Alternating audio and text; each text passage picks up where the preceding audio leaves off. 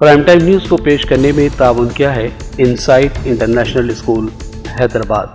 Assalamualaikum warahmatullahi wabarakatuh. Insight International School Rajendra Nagar branch welcomes you, where our goal is to deliver the finest holistic education with an Islamic orientation for every student. With our newly constructed building provides a state-of-the-art facility for learning. With the Cambridge Pathway, we prepare students for life, nurturing informed curiosity and lifelong passion for learning. We weave Islamic manners, values, and moral ethics into daily congregational prayers and activities, guiding students to become exemplary citizens.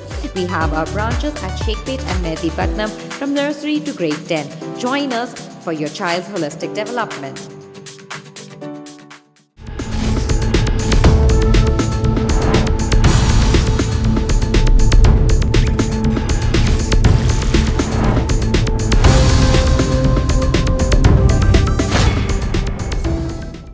अस्सलाम वालेकुम नाज़रीन, सियासत TV के prime time में आप सबका तहे दिल से इस्तकबाल है। मैं हूँ फरजान अहमद। सबसे पहले पेश है प्राइम टाइम की हेडलाइंस।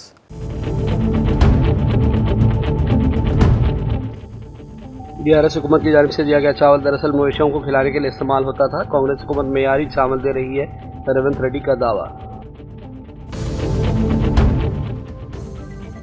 चीफ मिनिस्टर रेवंत सिर्फ दावे करते हैं, उसको पूरा नहीं किया जाता, जबकि तेलंगाना की तश्कील केसीआर की वजह से मुमकिन हो सकी। साबिक़ा रियासती वज़ीर हरीश राव का इल्ज़ाम।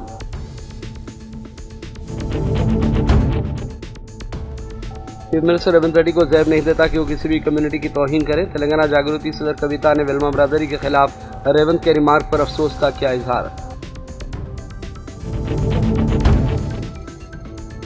रियासत तेलंगाना में गुरुपन तनाज़ा खत्म हो गया। रियासती हाईकोर्ट ने तकर्रुरात को ठहराया दुरुस्त। बजट इजलास में हंगामा और एहतजाज जारी। वज़ीर-ए-आज़म मोदी की तकरीर के बगैर लोकसभा में शुक्रिया की तहरीक मंजूर। और जालिम इसराइल की जानिब से फ़लस्तीनियों के खिलाफ हमलों का सिलसिला जारी। ताज़ा वाक़यात में 5 बच्चों समेत 24 फ़लस्तीनियों की शहादत, मुतअद्दिद दीगर ज़ख्मी। हेडलाइंस आपने देखी और पेश है खबरों की तफसीलात। शुरुआत करेंगे अहम खबरों से। चीफ मिनिस्टर रेवंत रेड्डी ने इल्ज़ाम लगाया कि साबिक़ा हुकूमत की जानिब से दिए गए चावल दरअसल मवेशियों को खिलाने के लिए इस्तेमाल होते रहे, लेकिन कांग्रेस हुकूमत अब मेयारी चावल फराहम कर रही है और आवाम से किए गए वादों को भी पूरा किया जा रहा है। उन्होंने कहा कि हमने बेहतरीन चावल आवाम को फराहम करने का अहम कारनामा अंजाम दिया है। ఆలోచన చేయమని నేను అడుగుతున్నా।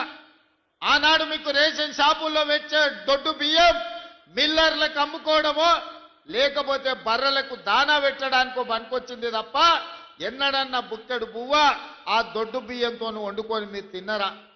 మీ సన్న పిల్లలకు ఎప్పుడైనా బుక్కెడు బువ్వ పెట్టినరా? ఇవాళ మన ప్రభుత్వం మనం అందిస్తున్న సన్న బియ్యం మనం తినడమే కాదు, ఇవాళ మన సంటి పిల్లలకు కడుపు నిండా ఈరోజు అన్నం తినిపిస్తున్నామంటే సన్న బియ్యం ఇవాళ పేదవాళ్లకు చేరినాయా లేదా ఒక్కసారి ఆలోచన చేయండి।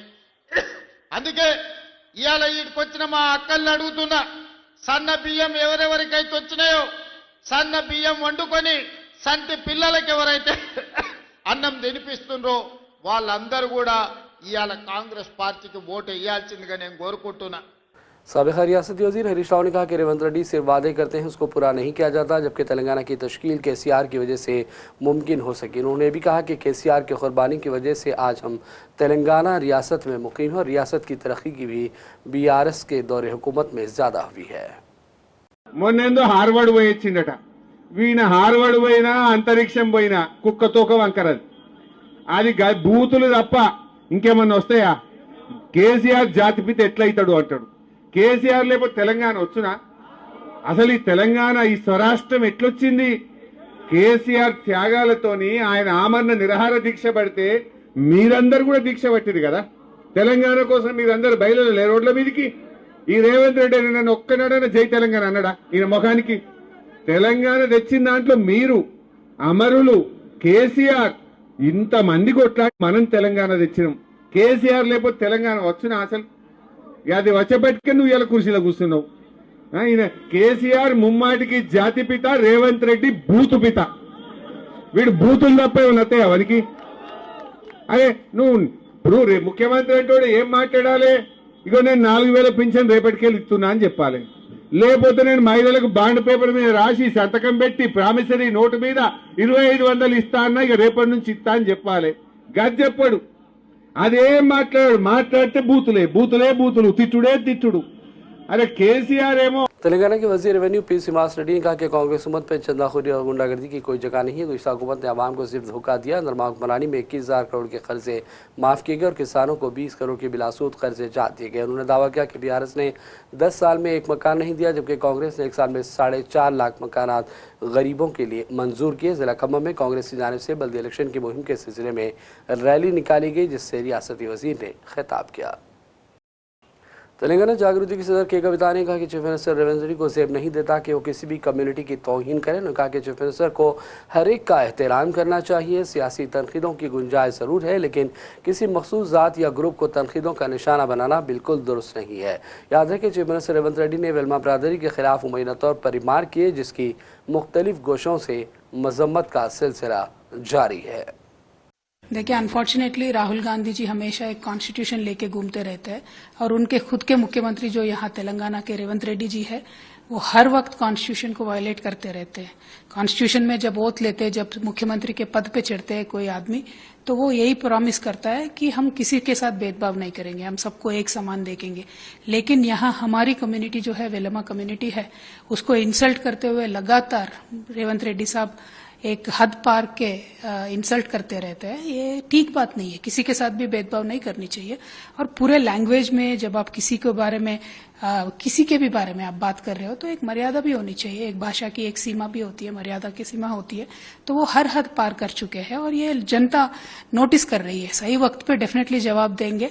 लेकिन मैं मुख्यमंत्री जी से ये डिमांड करती हूँ, आप हमारे कम्युनिटी को लेके या किसी एक कम्युनिटी को लेके ऐसे बातें नहीं कर सकते हो और आपको ये करना रोकना पड़ेगा। Thank you. जय तेलंगाना। आपके फादर पे भी पॉलिटिकल आप कितने भी चाहे क्रिटिसाइज कर लो किसी के ऊपर भी, लेकिन पर्सनल लेवल पे एक पूरी भाषा की सीमा, मर्यादा की सीमा पार करके जो रेवंत रेड्डी साहब बात करते हैं, ये बिल्कुल अच्छी बात नहीं है और उनको कंट्रोल कर लेनी चाहिए, क्योंकि वो एक रिस्पॉन्सिबल पोजीशन पे है।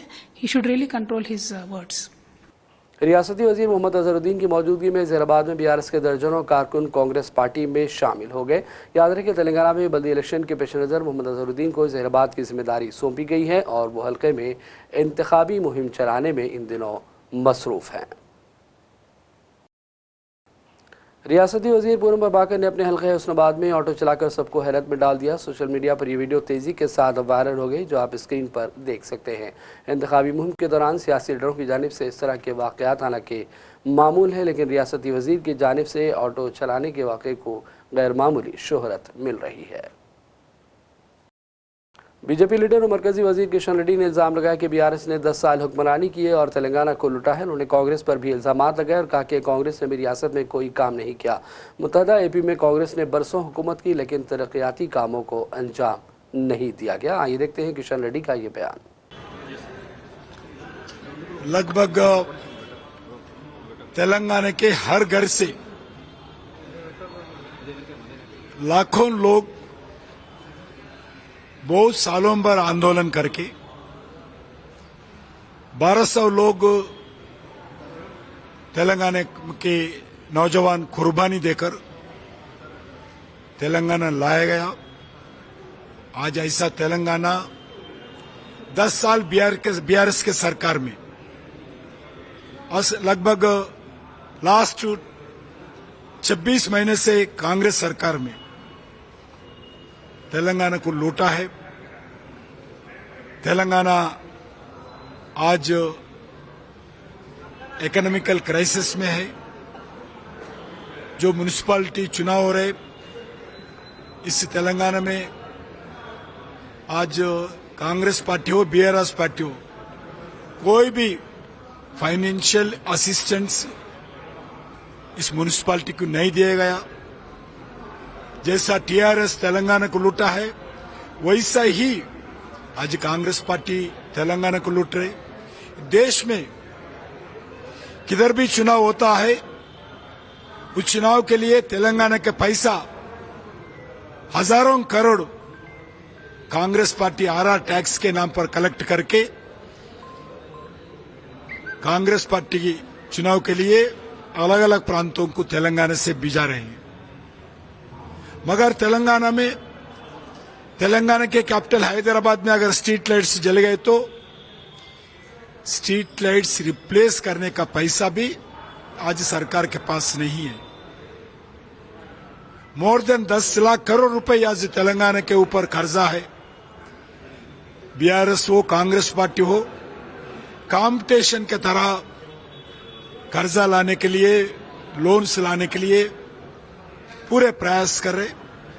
तेलंगाना को आज आर्थिक स्थिति के कोई ठीक नहीं है, इसलिए इस आने वाले चुनाव में सेव तेलंगाना सपोर्ट बीजेपी के नाम पर आज कैंपेन शुरू किया है।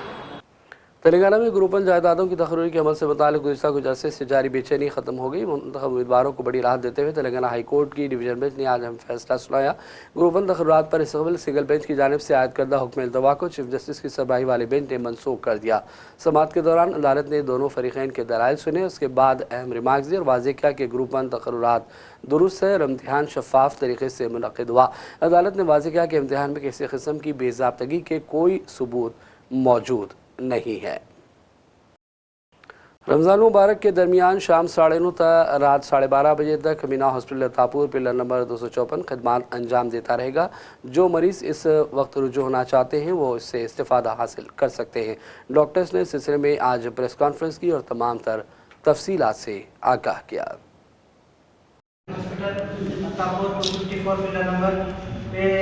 जो हमारा स्पेशल 24 आवर्स सर्विस अवेलेबल है, लेकिन ख़ुसूसी जो है रमज़ान के लिए हम लोग ओपी सर्विसेज भी रात में शुरू कर रहे हैं, जिसमें तकरीबन हर स्पेशलिटी के लोग बैठे रहेंगे 9:30 से 12:30 रमज़ान के टाइम पे, क्योंकि लोगों को दिन में मसरूफियत रहती है, रोज़े की हालत में जॉब वगैरह करके हॉस्पिटल आना करना मुश्किल होता है। तो ऐसे लोगों के लिए शाम में अवेल कर सकते हैं सर्विसेज हमारी। ऑफ्थर डिपार्टमेंट डॉक्टर हिदायतुल्लाह साहब के अंडर में, डॉक्टर जवाद साहब के अंडर में फिजिशियन जो है बैठे हुए हैं, और जनरल मेडिसिन का डिपार्टमेंट डॉक्टर जवाद साहब के अंडर में है, वो भी रहेंगे। पीडियाट्रिशियन है 24/7, पीडियाट्रिशियन तो हमारे पास 24 घंटे अवेलेबल है। इमरजेंसी सर्विसेज तो है ही हैं, और ख़ासकर जो मेडिकल कंडीशंस है, लोगों के डायबिटिक पेशेंट्स है, किडनी पेशेंट्स है, जो ज़्यादा सुबह के टाइम नहीं निकाल सकते, रमज़ान में मुश्किल होती है, लोग शाम में अवेल कर सकते हैं। मैं आँखों के ताल्लुक से बोलूँगा, क्योंकि जो पानी के कमी की वजह से ड्राइनेस ज़्यादा बढ़ जाता है आँखों में, और कैटरैक्ट में जल्दी जो है इजाफा हो जाता है रमज़ान के मौके पे, तो उस वजह से जो पूरा दिन भूखे रहते हैं, फिर एकदम से जूसेस वगैरह पीने करने में शुगर ऊपर नीचे होने से कैटरैक्ट वगैरह भी जल्दी बढ़ता है, ड्राइनेस भी ज़्यादा होता है। ऐसे कंडीशन में हम उनको अप्रोच कर सकते हैं, दिन में नहीं आ सकते तो रात में भी जो है फ़ायदा उठा सकते हैं। हर सर्विस अवेलेबल है हमारे पास। रमज़ान मुबारक का महीना, जो मुक़द्दस महीना भी आने वाला है, उसके ताल्लुक़ से कुछ चंद बातें हैं मैं जो पब्लिक के सामने रखना चाहूँगा। देखिए, हमारे जो डायबिटिक पेशेंट्स हैं, जो उनके ताल्लुक़ से एक्चुअली इंटरनेशनल डायबिटिक फेडरेशन एक अलायंस है जो हर साल एक गाइडलाइंस निकालते हैं हमारे पेशेंट्स के लिए। तो कैसा हम डायबिटिक पेशेंट्स को रोज़े रहते हुए भी हम इंशाल्लाह शुगर ख़राब नहीं हुए, कुछ चंद बातें मैं आपके सामने रखना चाहूँगा। एक बेसिकली मेजॉरिटी डायबिटिक पेशेंट्स को 3 कैटेगरीज में डिवाइड करे हैं, जो रिस्क के हिसाब से high risk, moderate risk and low risk. जो हाई रिस्क पेशेंट है उनको यूजुअली हम फिजिशियंस एंड डायबिटोलॉजिस्ट ये सजेस्ट करते हैं कि आप रोज़ा तर्क कर सकते हैं, क्योंकि उसमें आपको बॉडी को नुकसान होने का ज़्यादा इम्कान होता है। पर्टिकुलरली ये पेशेंट जो टाइप 1 डायबिटिक होते हैं, जिनको बचपन से इंसुलिन रहता है, जिसको यंग एज में शुगर आ गया और सिर्फ इंसुलिन डिपेंडेंट डायबिटीज़ है, वो लोग रोज़ा रखने पे थोड़ा हाई रिस्क रहता है उनको। सेकेंडली वो पेशेंट जो प्रेग्नेंट है और जो इंसुलिन प्लेयर है डायबिटिक प्रेगनेंसी में, इनको भी हम मशवरा करते हैं कि रोज़ा ना रखें। और अब लेते हैं छोटा सा ब्रेक के बाद दोबारा हाजिर होंगे। Assalamu alaikum wa rahmatullahi wa barakatuh. Insight International School Rajendra Nagar branch welcomes you, where our goal is to deliver the finest holistic education with an Islamic orientation for every student. With our newly constructed building provides a state-of-the-art facility for learning. With the Cambridge pathway, we prepare students for life, nurturing informed curiosity and lifelong passion for learning. We weave Islamic manners, values and moral ethics into daily congregational prayers and activities, guiding students to become exemplary necessary citizens. We have our branches at Sheikhpet and Mehdipatnam from nursery to grade 10. Join us for your child's holistic development. सियासत TV की news bulletin में फिर एक मरतबा आपका खैर मकदम है। और अब बात करेंगे मौसम के हवाले से। तेलुगु रियासतों में मौसम का मिजाज बदल रहा है, जहां सर्दी की शिद्दत में कमी आई और साथ ही दिन के दर्जे हरारत में बतदरीज इजाफा रिकॉर्ड हो रहा है। महकमे मौसमियात की हालिया रिपोर्ट के मुताबिक अब सिर्फ सुबह ही सर्दी का एहसास हो रहा है, जबकि सूरज निकलने के बाद गर्मी बढ़ रही है। माहिरीन मौसमियात ने कहा कि तेलुगु रियासतों में इस वक्त शुमाल मशरक़ी और मशरक़ी सिम से हवाएँ चल रही हैं, जिसकी वजह से ज़्यादातर इलाकों में मौसम खुश्क रहने का इम्कान है। ताहम कुछ मकामात पर हल्की कोहर छाए रहने की भी पेशकयासी की गई। हैदराबाद के महकमे मौसमियात ने बताया कि तेलंगाना में निचली सतह की हवाएं बुनियादी तौर पर जुनूब मशरक़ी सिमत से चल रही हैं, जिसकी वजह से हफ्ते तक रियासत के तमाम हिस्सों में मौसम खुश्क रहने का कवी इम्कान है। और बढ़ते हैं चंद अहम कौमी और आलमी खबरों की जानिब। पार्लियामेंट के बजट इजलास में आज जुमेरात को एक बार फिर हंगामा आई हुई, जिसकी वजह से कार्रवाई मुतासिर हुई। लोकसभा और राज्यसभा दोनों ऐवानों में हुकूमत और अपोजिशन के दरमियान जुमलों का तबादला हुआ और मुतादिद मौके पर कार्रवाई को रोक देना पड़ा।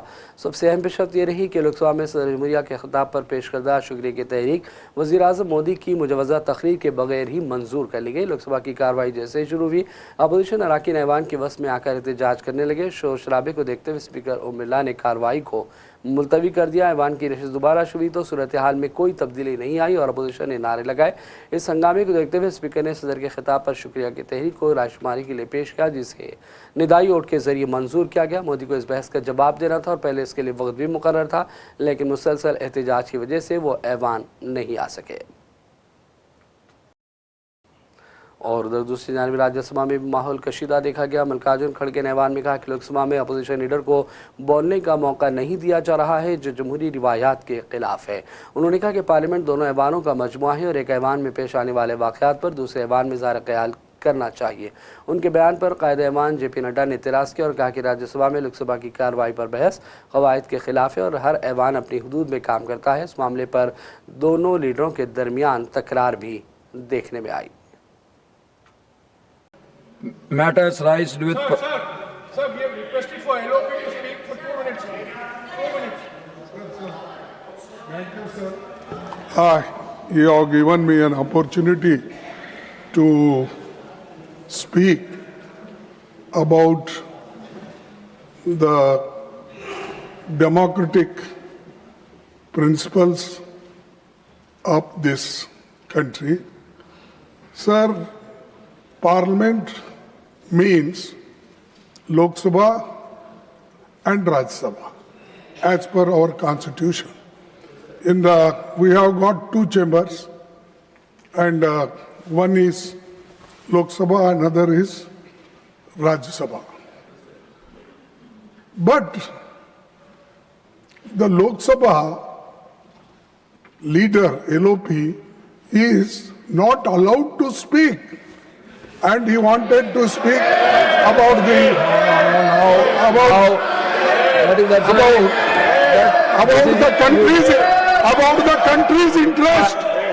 the country's interest, sir. And whenever how can we run the? My esteemed colleague and the leader of the opposition should know that the proceedings of the Lok Sabha cannot be discussed in Rajya Sabha, and you have given ruling not once, many times, and previous chairmen have also given a ruling on it that the Lok Sabha proceedings cannot be discussed in Rajya Sabha, and so such discussion. Now matters raised.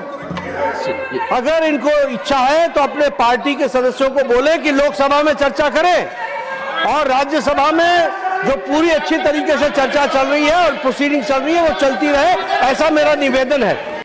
और बात करेंगे फ़लस्तीन की। Israeli गज़ा में मुख्तलिफ मकामात पर हमले किए, यानी सीज़ फायर की मुसलसल खिलाफ वर्जियाँ जारी रहीं। मीडिया रिपोर्ट्स के मुताबिक मुख्तलिफ मकामात पर इसराइली हमलों में 24 फ़लस्तीनियों के जाँ बहक होने की इत्तलात है। महलूकीन में 5 बच्चे भी शामिल हैं। इसराइल ने ताज़ा तरीन हमले रफ़ा राहदारी को खोले जाने के बाद किए। रफ़ा वाहिद वो राहदारी है जो इसराइल से नहीं गुजरती। रिपोर्ट्स के मुताबिक इसराइल ने अतुफ़ा और जैतून के मज़ाफ़ात में हमले किए। इन हमलों में 14 फ़लस्तीनियों के जाँ बहक होने की तस्दीक की गई। वहीं जनूबी गज़ा में खान यूनुस के जुर्म में पनागुज़ीरों के खैमों पर किए गए हमलों में मज़ीद 4 अफराद की शहादत हुई, जबकि अलमवासी में कैंप पर इसराइली फ़िज़ा हमलों में मज़ीद 3 अफराद लुक़्मे अजल बन गए, जबकि 10 फ़लस्तीनी ज़ख्मी भी हुए हैं। लीबिया के साबिक़ रहनुमा कर्नल मुअम्मर क़ज़ाफ़ी के बेटे सैफ़ुल इस्लाम क़ज़ाफ़ी का गोली मारकर कत्ल कर दिया गया है। सैफ़ुल इस्लाम की उम्र तकरीबन 53 साल थी। उनके वकील ने बताया कि वाक़या लीबिया के ज़िंदान शहर में पेश है, जहाँ उनके घर 4 मुसल्लह अफराद ने हमला कर दिया। हमलावरों को एक कमांडो यूनिट बताया गया है। फ़िलहाल ये वाज़ेह नहीं है कि हमला किसने और क्यों किया। रिपोर्ट के मुताबिक सैफ़ुल इस्लाम को एक वक्त अपने वालिद का जानशीन भी माना जाता रहा है। और अब आखिर में हेडलाइंस पर डालेंगे एक और नज़र।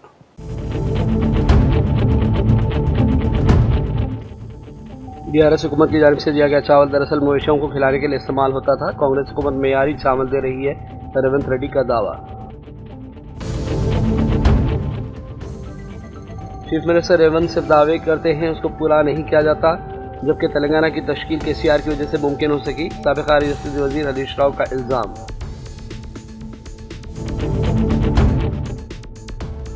चीफ मिनिस्टर रेवंत रेड्डी को ज़ैब नहीं देता कि वो किसी भी कम्युनिटी की तौहीन करे। तेलंगाना जागृति सदर कविता ने वेलमा बरादरी के खिलाफ रेवंत के रिमार्क पर अफसोस का किया इजहार।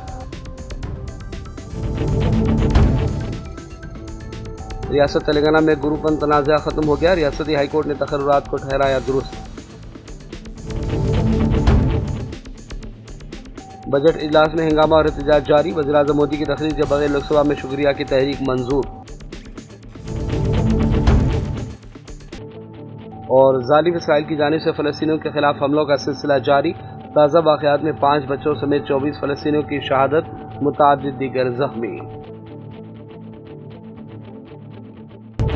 प्राइम टाइम का सिलसिला फ़िलहाल यही ख़त्म करते हैं। मोहम्मद फरजान अहमद को पूरी टीम के साथ इजाज़त दें। देखते रहिए सियासत TV। अल्लाह हाफ़िज़। प्राइम टाइम न्यूज़ को पेश करने में ताउन किया है insight international school Hyderabad. Assalamu alaikum wa rahmatullahi wa barakatuh. Insight International School Rajendra Nagar branch welcomes you, where our goal is to deliver the finest holistic education with an Islamic orientation for every student. With our newly constructed building provides a state-of-the-art facility for learning.